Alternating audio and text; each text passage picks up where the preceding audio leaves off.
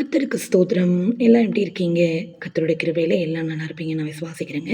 இன்னைக்கு நம்ம தியானிக்க போறது மத்தேயு 7ஆம் அதிகாரம் 7ஆம் வசனம். கேளுங்கள் அப்பொழுது உங்களுக்கு கொடுக்கப்படும். தேடுங்கள் அப்பொழுது கண்டடைவீர்கள். தட்டுங்கள் அப்பொழுது உங்களுக்கு திறக்கப்படும். பிரியமானவர்களே, கேட்கிறவன் எவனும் பெற்றுக்கொள்கிறான்.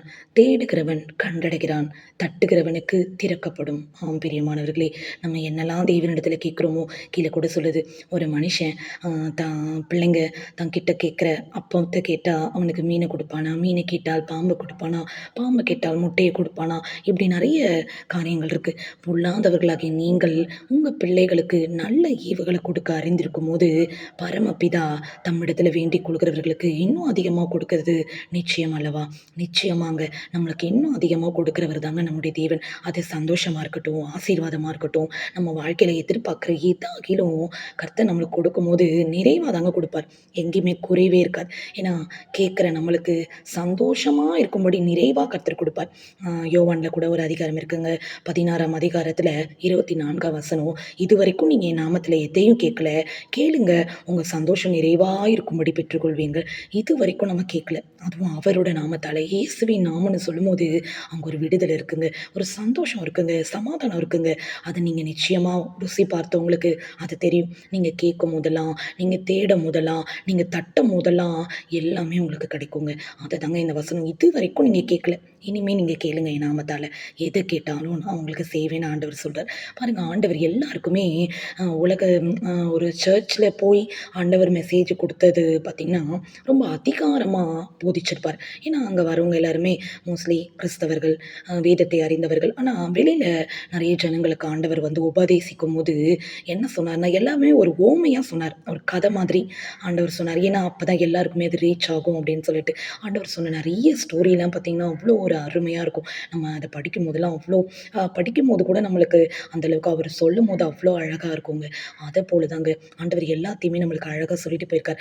நம்ம இந்த உலகத்தில் இருக்கிற தாய் தகப்பன் ஒரு பிள்ளைக்கு என்ன கடமைகளை செய்யணும்னு அவங்க வாஞ்சிக்கிறாங்களோ அவர்களை பார்க்கிலும் நான் எல்லாவற்றையும் உங்களுக்கு நிறைவாக சந்தோஷமாக நான் செய்வேன்னு சொல்கிறேன். பாருங்கள், ஒரு இடத்துல நம்ம ஃபஸ்ட்டு தேடுங்க கேளுங்கள் பார்த்தோம் இல்லையா?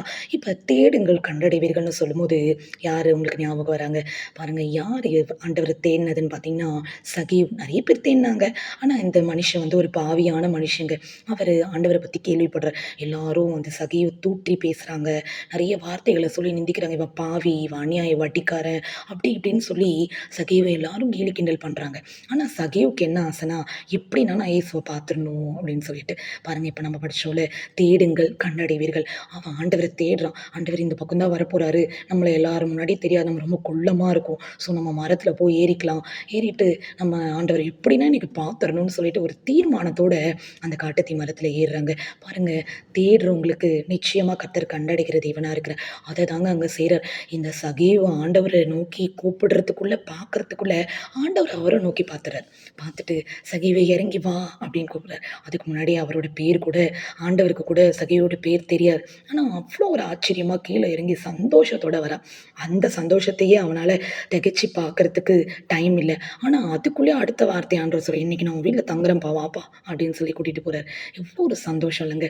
நம்மளுடைய வீட்டுக்கும் ஏசப்பா வர்றேன்னு சொன்னால் எப்படி ஒரு சந்தோஷம் இருக்கும். அதை போல தாங்க சகீவுக்கு அப்படி ஒரு சந்தோஷங்க. ஆண்டவரை நான் பார்க்கணுன்னு தான் நினச்சேன், ஆனால் அவரோட என் கூடவே வந்து என் கூட தங்கணும்னு நினச்சிருக்கிறாரே, எப்படிப்பட்ட அன்பான தேவனு. அப்போ தாங்க அவர் ருசி பார்த்துருப்பார். அழகாக சந்தோஷமாக வீட்டுக்கு கூட்டிகிட்டு போகிறார். கூப்பிட்டு போனவொடனே இயேசுவை பார்த்த சந்தோஷத்தில் சகீவால் ஒன்றுமே பண்ண முடியல. தன் பாவத்தை எல்லாத்தையும் அறிக்கையிட்டுறார். நம்ம கூட அப்படி தானேங்க. ஆண்டவர் நமக்குள்ளே வந்துட்டார் அப்படின்னா எந்த தப்பு பண்ணாலும் ஆண்டவர் நம்மளுக்கு உணர்த்திக்கிட்டே இருப்பார். ஆண்டவர் இது தெரியாமல் பண்ணிட்டேன்ப்பா, என்ன மன்னிச்சிடுங்க ஏசப்பா அப்படின்னு நம்ம என்ன பண்ணுவோம், இந்த ஆராதனை வேலையில் எல்லா நேரத்துலையுமே நம்ம ரியலைஸ் பண்ணுவோம். ஆனால் சகேவுக்கோ அதுதான் ஃபஸ்ட் டைம் ஆண்டவரை பார்த்தது. எல்லாமே அவருக்கு ஃபஸ்ட் டைம் ஒரு வித்தியாசமான ஒரு ஃபீலிங்ஸ் அவருக்குள்ளே வருது. ஆண்டவரை பார்த்த சந்தோஷத்தில் தான் பாவத்தை எல்லாத்தையும் அறிக்கையிட்டது மட்டும் இல்லைங்க. பாருங்கள், என்னெல்லாம் பண்ணாரோ எல்லாத்தையும் சொல்கிறார். நான் இதெல்லாம் பண்ணிட்டேன், வாங்கிட்டேன். நான் எல்லாருக்குமே திரும்ப செலுத்திடுறேன். அதுவும் 1 தனை, 2 தனை, 3 தனை, 4 தனையா 4 தனையா நான் உங்களுக்கு திரும்ப குடுத்துர்றேன்னு சொல்லி, அந்த தேவனிடத்துல வைத்த அந்த சந்தோஷம், அதுக்கு அளவே இல்ல.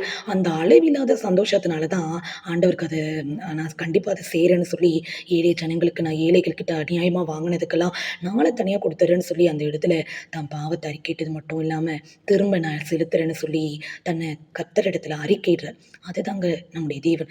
ஒரு மனுஷனுடைய பாவத்த கண்டித்து உணர்த்தவும் அவரால முடியும். ஒரு மனுஷன மாற்றவும் அவரால முடியும். ஏன்னா, அந்த அவர் உலகத்துக்கு வந்ததே அந்த அதிகாரத்திலே இருக்க இழந்து போனதை தேடவும், ரட்சிக்கவுமே மனுஷகுமாரன் உலகத்துக்கு வந்தார். அப்ப சகேயுவ பார்த்து ஆண்டவர் சொல்றாரு, அவன் தன் பாவத்தெல்லாம் அறிக்கையிட்டதுக்கப்புறம், நான் ஏழைகளுக்கு திரும்ப குடுத்துறேன்னு சொன்னதுக்கப்புறம் ஆண்டவர் சொன்ன ஒரு வார்த்தை, இவனும் ஆபிரகாமுக்கு குமாரனா இருக்கிறான்னு சொன்னார். அததாங்க நம்மளுக்கும் சொல்றார். உங்களுக்கும் எனக்கும் சொல்றார்.